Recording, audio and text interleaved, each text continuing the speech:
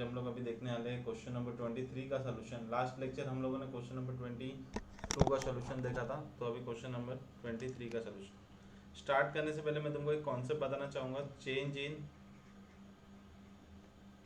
Rate और method of depreciation.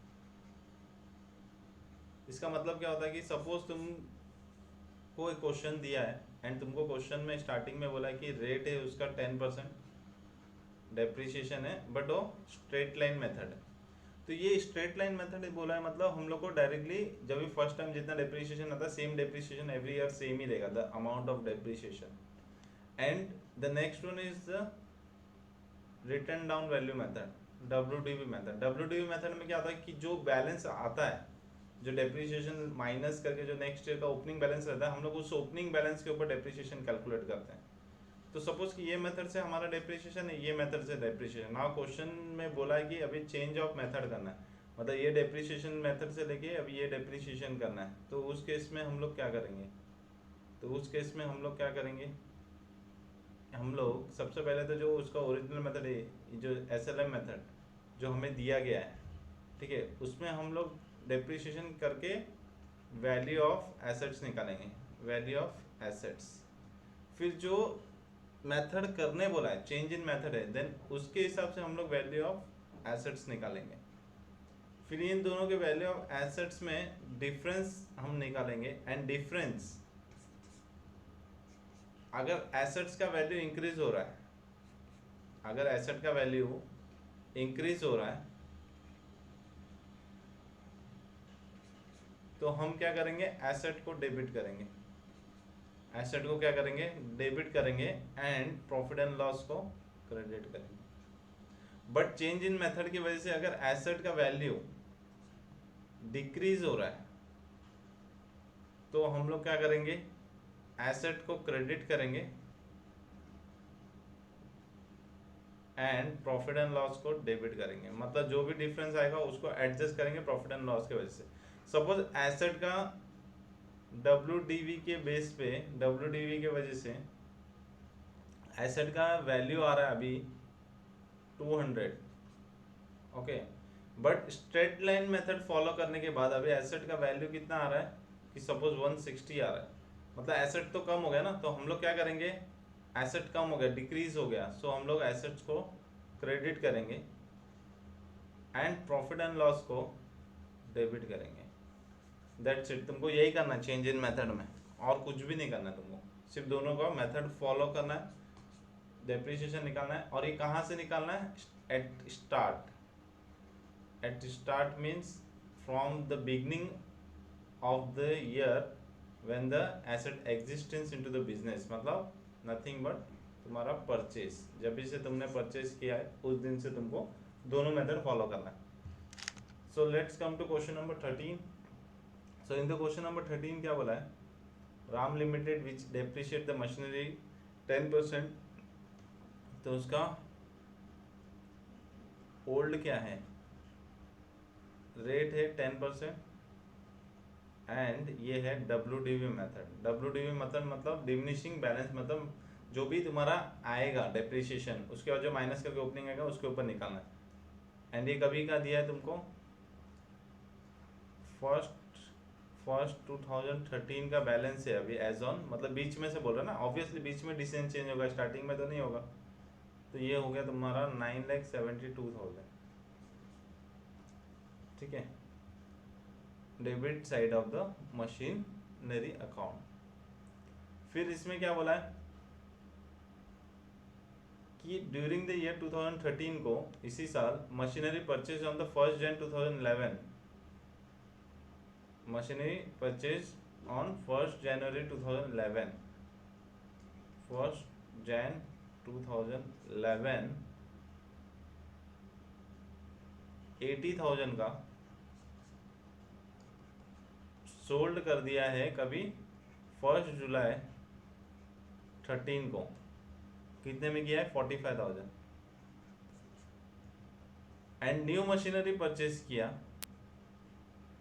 मेरा आदत है मैं पहले लिखता हूँ बाद में सॉल्व करता हूँ।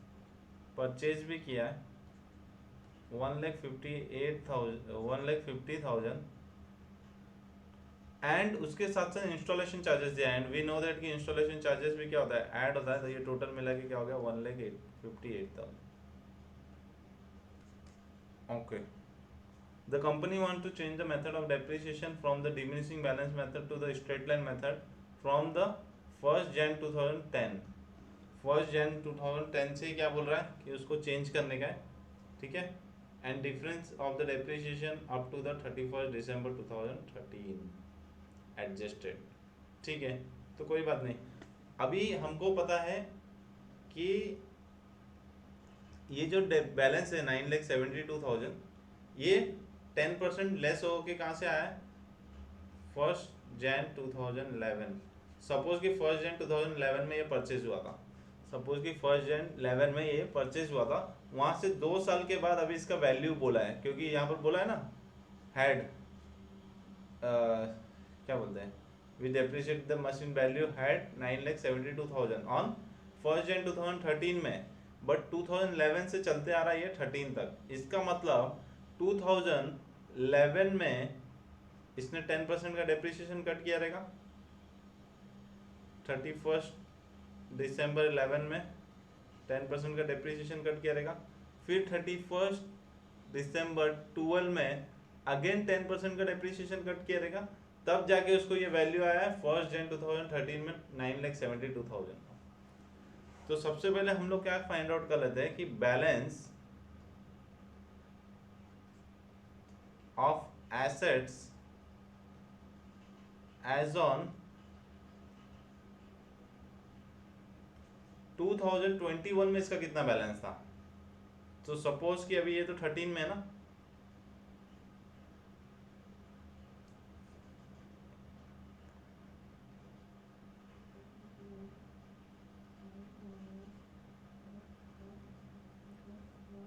तो ये 13 में इसका बैलेंस कितना है 9,72,000. ठीक है, तो 2012 में इसका क्या बैलेंस रहेगा, तो ये 10% डिडक्ट होके आया रहेगा,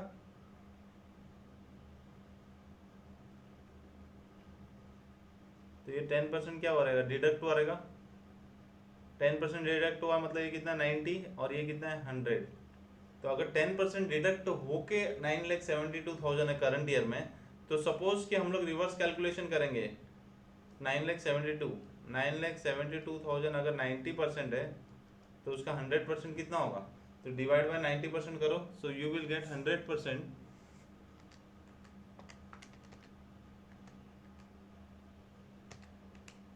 $10,80,000. तो ये Jan 12 में कितना था उसका वैल्यू 10,80,000. सेम एज हम लोग को 1st Jan 2011 का देखना है, तो 1st Jan 2011 में कितना रहेगा, तो अगेन 1st Jan 11 में कितना रहेगा, तो अभी इस अमाउंट को 90% ले लो, तो यहाँ पर क्या रहेगा 100%, तो डिवाइड बाय 90%, 10,80,000 डिवाइड बाय 90%, सो तुम लोग को मिल गया कितना 12 लाख. तो ये हो गया तुम्हारा 12 लाख. तो balance of asset as on 1st Jan 2011 कितना है ये 12 लाख. ठीक है. नाउ मैंने तुमको बताया था कभी भी मशीनरी सोल्ड होगा तो उसका पार्ट में रहेगा तो उसको अलग कर देना. तो यहाँ पर अभी 1st Jan का जो 80,000 था उसको क्या किया है तुमने सोल्ड कर दिया है, तो इसमें से मैं अलग अलग कर देता हूँ. 80,000 मतलब ये कितना हो गया 11,20,000 एंड ये 80,000. इस 80,000 को तुम सोल्ड कर रहे हो 1st July 2013 में. ठीक है, यहाँ तक नोट कर लो, फिर मैं इसके आगे का नेक्स्ट स्लाइड में बताऊंगा. 1,12,020 यहाँ तक जितना भी नोट कर लो. अभी यहाँ पर ध्यान दो. एज ऑन अपने को बैलेंस मिल गया 12 लाख, जिसमें से 80,000 हम लोग सोल्ड करने वाले एंड 11,20,000 का कुछ भी नहीं करने वाले. ठीक है, ये कब का बैलेंस है 1st Jan 2011 WDV. Now 31st December 2011 में क्या होगा 10% का डेप्रिसिएशन, और ओल्ड वाला कौन सा है ओल्ड वाला कौन सा है ये, WDV मेथड 10%, ठीक है। तो ये ओल्ड वाला हम लोग फाइंड आउट कर रहे हैं। तो ओल्ड वाले के हिसाब से डेप्रिसिएशन कितना आएगा, इधर 10% डेप्रिसिएशन करेंगे तो इसका 10% कितना हो जाएगा,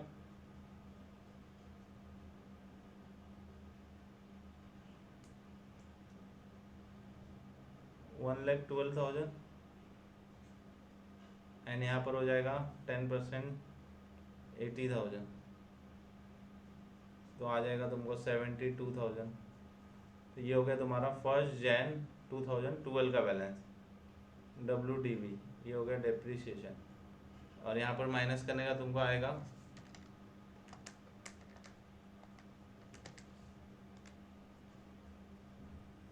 10,08,000,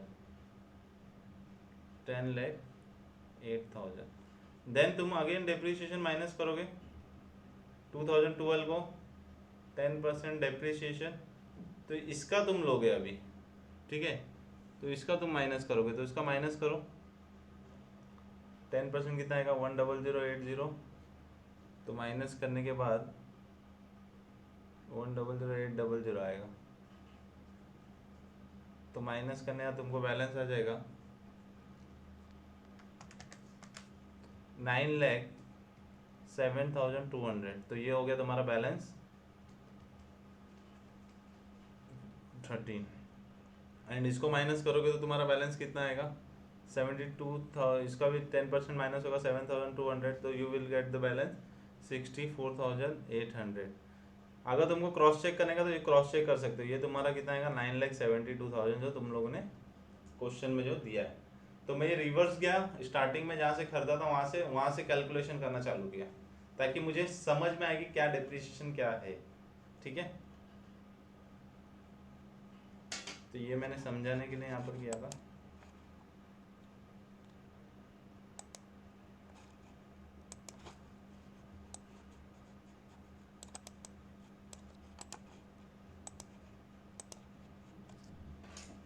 ठीक है, नाउ अभी क्या हो रहा है, ऑन 1 जुलाई 2013 को ये 80,000 का है ना, इसको सोल्ड करने वाले, इसको क्या करने वाले, सोल्ड करने वाले। बट 1 जुलाई 2013 को है, तो 1 जुलाई 2013 तक का डेप्रिसिएशन तो निकलेगा, डेप्रिसिएशन निकलेगा कितने मंथ का, 6 मंथ का। तो 64,800 का 10% इंटू 6 डिवाइड बाई 12 कितना आएगा, 3240। तो इतना डेप्रिसिएशन माइनस करूंगा मैं, 3240। डेप्रिसिएशन माइनस करने के बाद मुझे बैलेंस आएगा 61,560। एंड देन मैंने क्या किया, इसको सोल्ड कर दिया कितने में, 45,000 में। तो मुझे क्या हो गया, लॉस, क्योंकि ज़्यादा में बेचने का था तो मैंने कम में बेचा, तो मेरे को क्या हो गया, लॉस हो गया। एंड लॉस ऑफ 16,560, 16,560 का मुझे लॉस हो गया। देन 31 मार्च, ठीक है। तो ये तो मेरा केस हो गया, ये तो जो सोल्ड हो गया,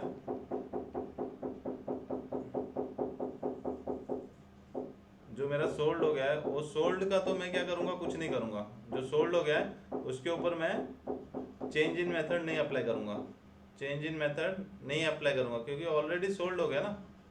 बट मैं अप्लाई किस पे करूंगा, जो मेरा एग्जिस्टिंग है।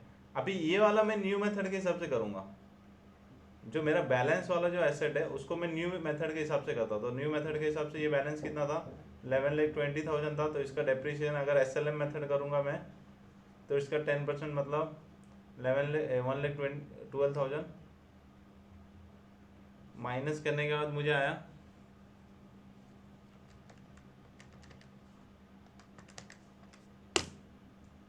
फर्स्ट ईयर तो सेम ही रहेगा 800,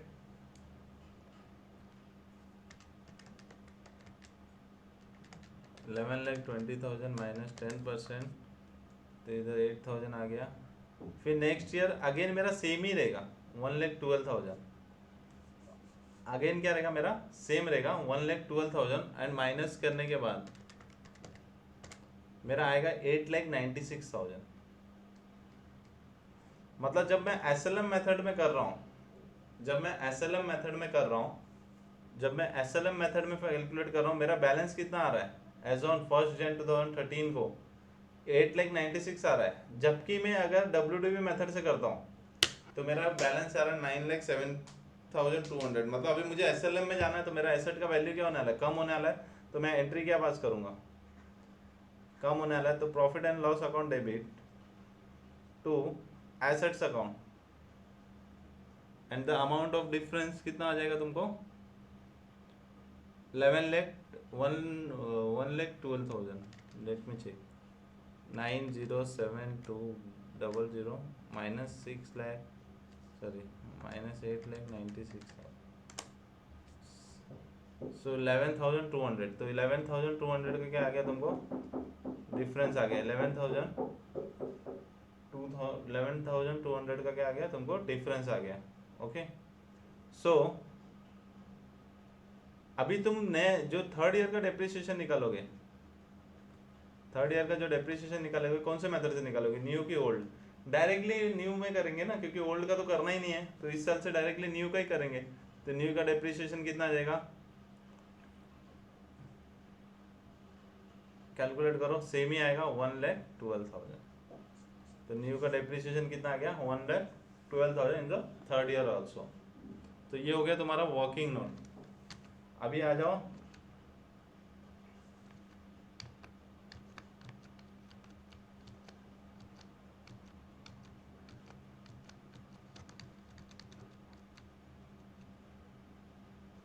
ओके। सो अभी सपोज कि तुमको अकाउंट बनाना है,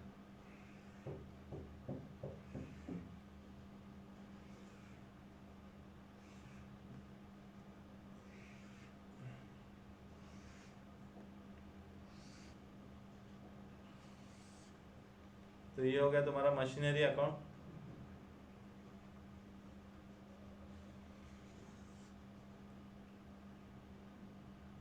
date particular amount, date particular amount, ठीक है। सो तुम्हारा फर्स्ट एंट्री क्या रहेगा, 1 Jan 13 को टू बैलेंस ब्रॉट डाउन कितना है, 9,72,000। 9,72,000 का बैलेंस है, ठीक है। अभी तुमने क्या किया है कि तुमने बेचा है, कभी बेचा है, 1 July 13 को। बट बेचने से पहले तुमने क्या किया, उसका डेप्रिसिएशन माइनस किया। हमको पहले का एंट्री नहीं करना है, ये सिर्फ हम लोगों ने कैलकुलेशन के लिए किया। अभी मुझे सिर्फ ये करना है। तो मुझे 1 July 2017 को ये डेप्रिसिएशन जो किया मैंने, ये डेप्रिसिएशन का एंट्री मुझे पास करना पड़ेगा 3240 जो मैंने बेचा है।